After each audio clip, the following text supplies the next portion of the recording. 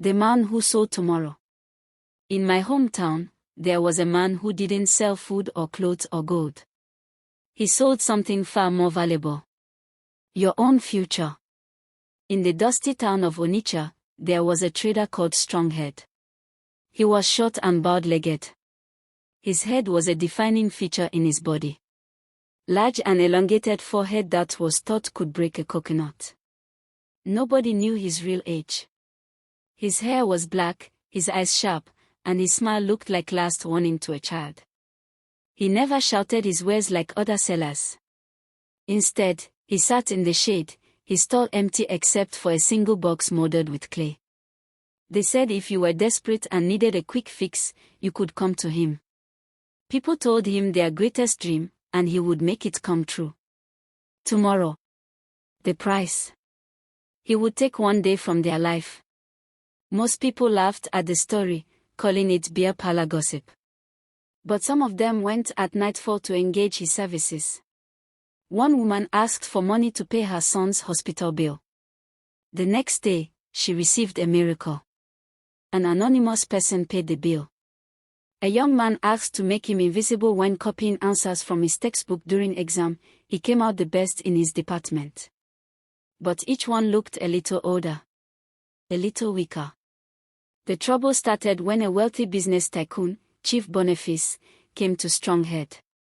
He wanted his company to win a $500,000 contract. Stronghead smiled and named his price. 20 days of Chief's life. The chief laughed, paid in advance, and walked away. The contract came almost immediately.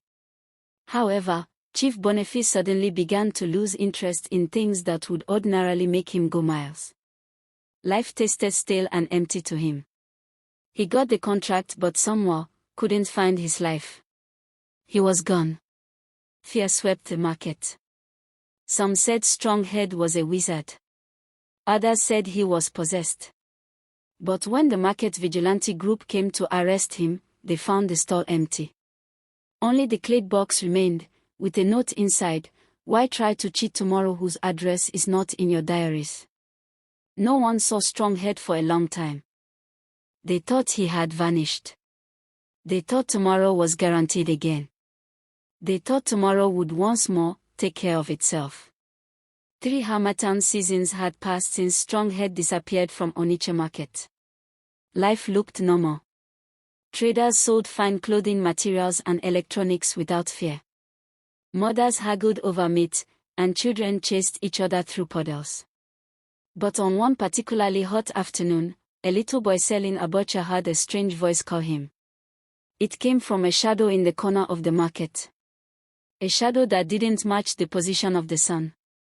The voice whispered, "Take this to your madam. Tell her it's a gift from Stronghead." The boy turned. There he was. Older, thinner, eyes like burning charcoal. In his hands, the same clay box. The boy was a servant to Mama Amora. She was a widow deep in debt. That night, curiosity overcame her fear. She opened the box. Inside was a red piece of cloth. Tied and folded neatly, and a note, "Put it under your pillow tonight, tomorrow will befriend you." The next morning, her debts were mysteriously cleared.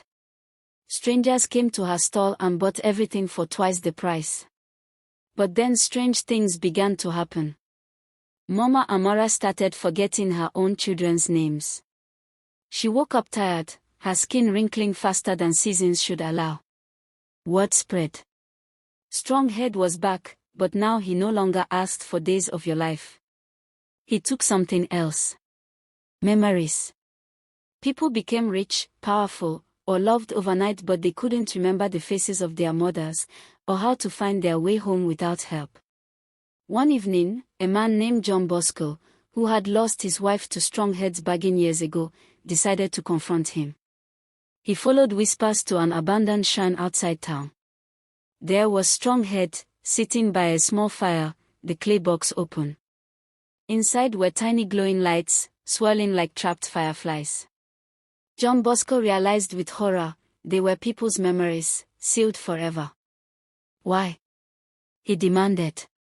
Stronghead looked up slowly. He answered. Because a hungry tomorrow is greedy.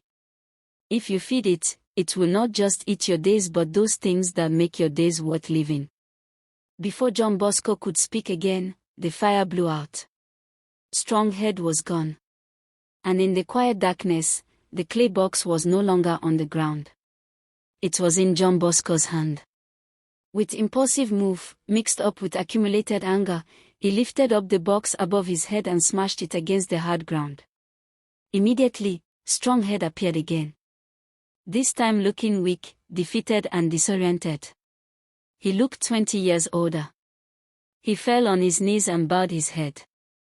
John Bosco walked out of the shrine. He knew. Uhuru at last for the people in Onitsha.